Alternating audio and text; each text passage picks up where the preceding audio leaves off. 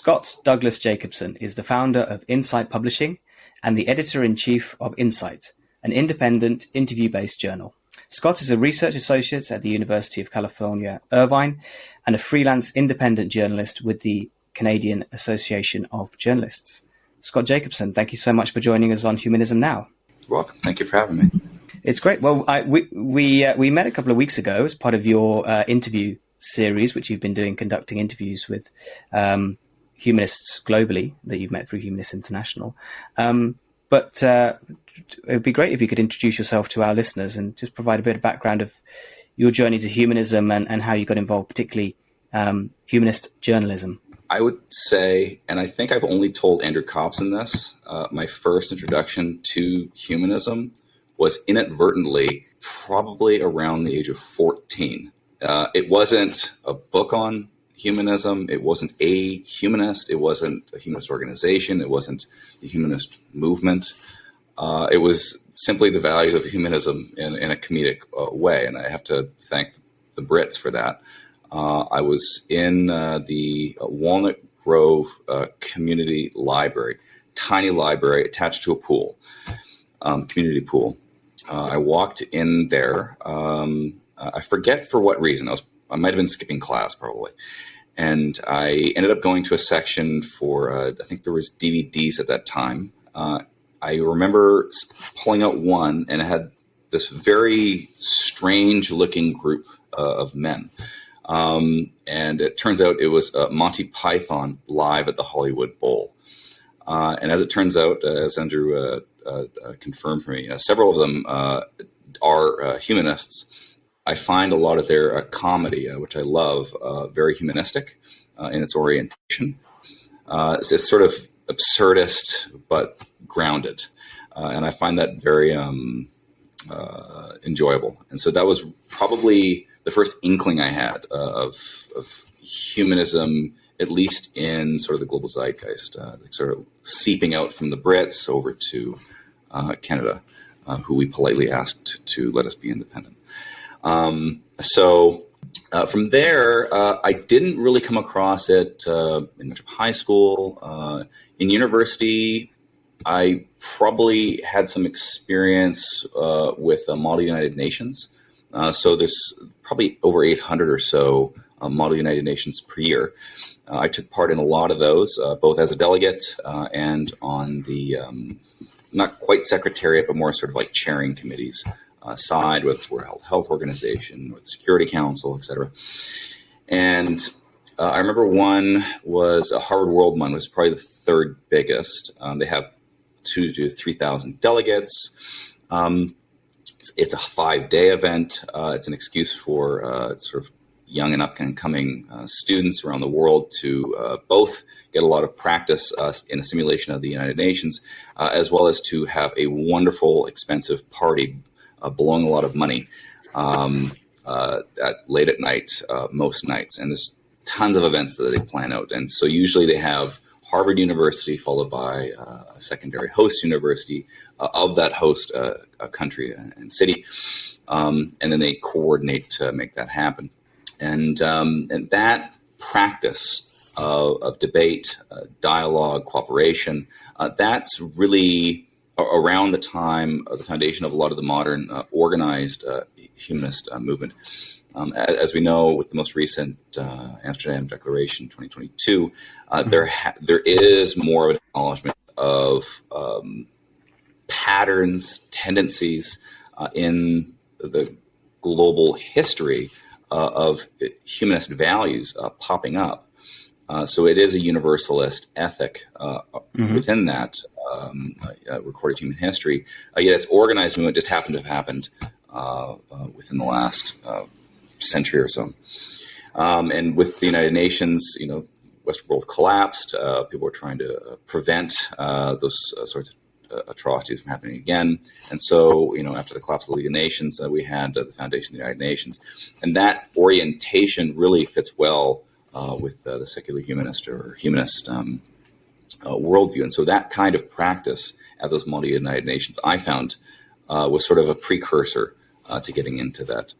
I started I was in 3 psychology labs at that time. One was a lifespan cognition lab. One was, I believe, a gender and sexuality lab, but it was more around the media. And then the third was around sort of crime and things things of that nature. And so there actually was coordination with the lead researcher and the local police. And so I actually got to interview 3 times. This is the first inkling of the journalistic bend. One gentleman who was part of the RCMP, the policemen in Canada you see on horses in parades. And he was the first individual to be able to wear a turban, I believe, in the armed forces. Huge controversy, I think, in the 90s. And I got to interview him a few years probably before he retired. And that was really, really cool. That was in Surrey, British Columbia, Canada. And so I ended up writing for the newsletter of that psychology department, doing some interviews with people. And then I figured, why not just start up my own thing? So I started doing that independently. And of course, you have to self-fund and time for it. And I was doing well in psychology. I was looking forward to doing a lot of work on individual differences. And that, at some point, came to a crossroads where I figured, I like doing this more. My talents and proclivities are there. I was getting certainly scholarships and doing really well in that area of study and research. Yet I found that certainly there was a lot more interest and passion with journalism. And so I just decided to jump ship, switch degrees, and get on journalism. So I switched from basically psychology, philosophy to more general studies where I can kind of survey a wide range of things and then use that base of knowledge to apply to journalism, especially in question construction and then response on the fly. You need at least a base level of knowledge in a wide range of fields to be able to sort of converse with these experts in different areas. So then I was writing for a lot of different publications, just reaching out to people. Hi, can I write for you? I'll write for free. And the free part was the biggest thing, I think, for a lot of people when they're getting an email. Oh, this person can write based on the samples, and then they say free. They go ding, ding, ding, ding, ding. Come on in. So It becomes a thing like that. And for me, I was writing a lot. I was spending a lot of time just honing craft, learning how to edit, learning how to write, learning how to transcribe, learning that the grueling process of transcribing and other things is part of just coming to a final product. That really came to a head probably with Conatus News. There's one woman who I got in contact with. I forget off the top if her name, but it was this particular person. If I remember to send it to you. She got in contact with Benjamin David, who was the editor-in-chief at that time of Conatus News. And over a year and a half, maybe 2-year period, I wrote several hundred articles for that publication. And I began to be more formally introduced to the humanist movement there. So people like A.C. Grayling and, is interviewing a lot of these Stephen Law, these humanists who cover different areas, whether it's philosophy or public engagement of science and so on. And I found that was really a point at which I found a lot more natural just conversation with people, because I didn't have to have the assumptions of the sort of the surrounding culture in which I grew up in British Columbia. And to provide some context for that, the area I grew up in was in Langley, British Columbia, Canada, in particular Fort Langley. It's a national heritage site, national historic site. We call it the Village, Fort Langley. And next to it is Trinity Western University. It is the largest private university in Canada. Most or all private universities in Canada are Christian. This particular Christian private university is evangelical. And they are the largest private university, so therefore they are huge. They are evangelical, Christian-oriented, not particularly of the American brand, but leaning that way. They are political. They are social in terms of wanting to impact culture. And there have been some studies, not a lot, looking at how as Canada or Canadian society became more secular, not only with the decline of religion, but changes in things like the removal of the blasphemy law and so on. This particular university and its culture became more conservative. So it wasn't that they were reactionary, it's that the emphasis was of conservatism, or the orientation of conservatism, religious conservatism, was in reaction to the liberalization of the culture. So that provides some background. So with Canada's News, that was really, then I started writing, and I connected with one woman, Anya Overman, who was involved with... she's going to be on the show very soon, actually. There you go. So thank you, Anya. So she was the first entry into doing some writing for, I think Humanist Voices was up and running at that time. It was somehow, she was the entry point to Young Humanist International. Then things started picking up with Humanist Canada, Centre for Inquiry Canada, and Humanist International. And then that story sort of developed from there.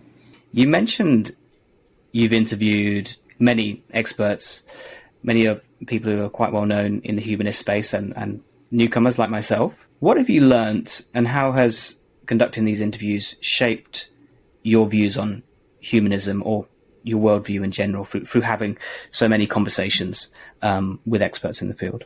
The biggest trend internationally is everyone agrees on the same values. That's why everyone seems to be more or less okay with Amsterdam declarations, things of this nature, or the shorthand version of humanism. The difference per region, even per country within a region, is emphasis on what values. That's where the rub is for most people. So in certain areas, freedom of expression is more important. To others, democratic values and fighting for those are more important, because it's what's more critically important for building the humanist movement in their country at that time. So it's almost like they found humanism as a salve for particular issues in their country. So when freedom of speech or freedom of expression seems as if it's under attack within a country, you'll see those types of humanists pop up and be arguing for that. And it's like that on a wide range of issues. And that's really the only time when I see humanists argue with each other, if they do actually argue with each other. I don't mean, and like, for instance, in Copenhagen, there was a very respectful debate over the potential to introduce a resolution as a new policy, re-emphasizing the Russian Federation invasion of Ukraine, when there was already one in 2022. It was a very respectful debate among people who disagree with one another. So that's not all I'm talking about. I'm talking about real arguments. And it's really just over emphasis of the values. So the values are the same. It's the rank ordering that people put on them. And so that's a qualitative difference that I've noticed internationally. That's the biggest lesson that I think is important interpersonally or organizationally when you're approaching from one organization to another, or as a person to another person or an organization who's a humanist. So to try to find out what value are they emphasizing the most, then you have the common ground. And then that's your way to really effectuate the diplomacy, as you would get like the United Nations. I think you used the term earlier when talking about Monty Python in it being grounded, right? I think a lot of the views are a lot of the debates, people are grounded and they have the same foundations and the same general goals and that we want to achieve. And starting from the same belief system helps as well. But I agree, it's the weighting that you put on those different issues, and I guess the routes that you get.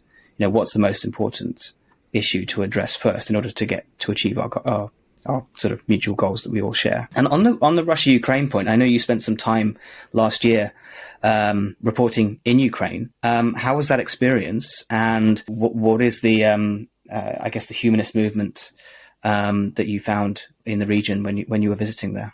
That's a mixed question. So that started in August, visiting Copenhagen for the World Congress and General Assembly of Humanist International. One of the keynotes was Remus Chernia from Romania. And then another was Alexandra Romatsova, who's the executive director of the Center for Civil Liberties in Ukraine. And that institute won the Nobel Peace Prize in 2022. And so I talked to both of them, got interviews with both of them. Remus, entirely to his credit, offered for me to travel with him to Ukraine. That seemed insane at the time. I said yes. And literally, I scheduled from August to late November to get things organized for time off from work. And we went there eventually on November 22nd and I got back on December 6th. So given all the travel time, we were probably there for about 11 and a half, 12 days. And the rest was straight travel because you can't fly straight in, obviously. So I'd fly into Chisinau, Moldova, and then bus into Odessa, and then we'd go and travel from there. And Ramos, he planned the whole trip. He organized everything. So again, entirely the credit goes 100% to him for that trip. The humanist movement that I found there was going there with a Romanian, okay. A former parliamentarian Romanian humanist. So it was more the resilience of people that was probably the most humanistic element that I found there, because we would go to a city for a day or two, then we would see areas that were bombed. And we are talking even areas that have no military targets around. We are talking residential buildings, administrative buildings, UNESCO heritage sites, cathedrals, schools. These are campaigns of terrorizing a public, and the air raid alarms will go off every night, no matter the city, somewhere between 2, 3, 4, 5 a.m., 1 a.m. And so I think it's a very sleep deprived for population for many of these cities, and it's really being aware of what is happening in the moment. It's not holding a rosary and praying for God to help you. It's really finding out, okay, we're in this city. What has happened recently? Well, they're targeting critical infrastructure. They bombed the water system. Okay, don't drink the water. It's poison. Don't shower too long. You'll get a rash. Right. So it's really finding the practical elements of daily life. And then, okay, what was the purpose of why we came here? We came here to report. Let's go to the next bomb site. And so he would be on his TikTok at the site, talking to people, reporting.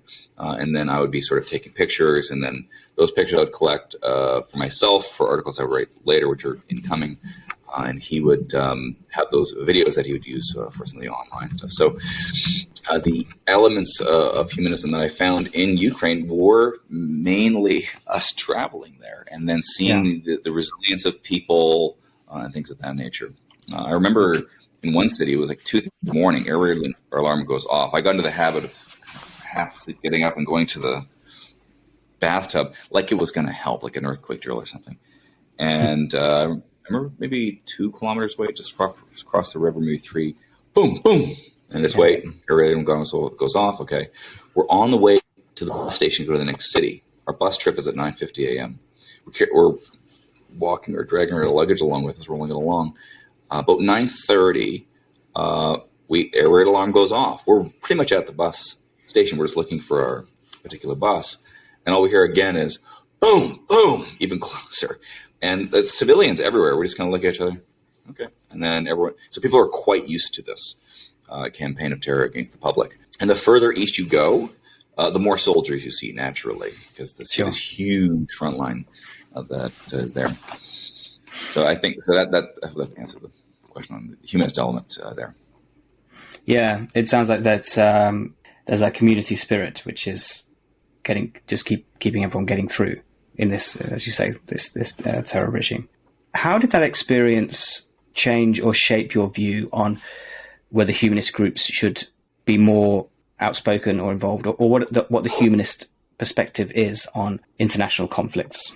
I think a lot of the rules of international law, international humanitarian law, and rules of engagement internationally apply within a humanist frame. So I think going back to the United Nations, they have stipulations in various rights documents about the right to self-defense. Right? So if your country is being invaded, I believe you have the right to self-defense, or armed self-defense. And some of those, if someone is of a particular nationality, and if that particular nationality is tied to a government which is making stipulations to justify unprovoked aggression or even provoked unjust aggression against another nation, humanists may have to speak out against their country. In the reverse case, when the vast majority looking at the resolutions at the General Assembly of the world, members of the United Nations, speak out against aggression by the Russian Federation against Ukraine, then I think it's appropriate for humanists to side with the majority in that case. And in this particular case, I think Humanist International put up that 2022 policy or approved the resolution, the Burkina policy, on the Russian Federation aggression against Ukraine. And they spoke quite openly about the Russian invasion, the need to withdraw all troops, and so on. And I think more or less the countries that are against that you're mostly going to find humanists in them. So I think we have three possible paths internationally to take on that. One, we simply do one-offs, as has already been done through that policy in 2022 on Humanist International. I haven't looked at other policies that might be relevant to wars and aggression like that. Yet just focusing on that Russian Federation aggression against Ukraine, that it could be a one-off and then we leave it at that. It could be a one-off and then we update it as new rights abuses and resolutions come out from the UN speaking out against that. A third one would be we provide a perennial statement that becomes a policy for Humanist International that we can then reference every time we have a war considered, through a democratic process of debate by the international humanist community as unjust. Then they can sort of reference that, and individual condemnations could come forward as well. Yet they could at least have that foundation of a blanket condemnation, and I think that would sit well within international norms of the United Nations too. Yeah, that makes sense. A little closer to home, you mentioned growing up near possibly the most religious school in Canada by your description. The most religious post-secondary school, I would argue. Sure. So how would you describe the state of secularism in Canada today? Are you seeing threats to secularization the same way that we are, seeing them rise around the world? Canada's a bit weird. It depends on the humanist. It depends on the issue. On some issues, you'll get a very different answer from the Quebecois humanists than from the Anglophone. I saw this when I was on the board of Humanist Canada. This was a constant argument that I saw. But it was also generational because those were an older cohort. And for their generation in Canada, that was the era of Pierre Trudeau and putting in the Charter of Rights and Freedoms in Canada and making the federal documentation Anglophone and Francophone, bilingual. So for them, it's a much more sensitive issue. For younger humanists, it's not as important of an issue. Within British Columbia, the British Columbia Humanist Association, they tend to be very active. They tend to punch quite above their weight. So we're speaking of Ian Bushfield or Dr. Teal Phelps-Bondaroff. So Ian obviously is the executive director of that organization, and Teal is really on the research end of things. Ian, he's known for being very good at organizing. He had this little bit of controversial period, but I haven't heard much about that since. And then with Teal, he's very robust, especially with documenting municipal prayers was one big move. And they found that there was a lot. And it was like the End Blasphemy Laws campaign of Humanist International, where it actually has been quite effective in ending blasphemy laws. You can argue that it was just like it was on the books or whatever. But in Canada, we had one. It was only used once. Do you know? Mm-hmm. Do you know what it was used for, or attempted to be used for? Do you know what? I'd have no idea. I'd be guessing. So, educate us. Decades ago, when The Life of Brian came out, people tried to use it. Of course. We're back to Monty Python. It all goes back to them.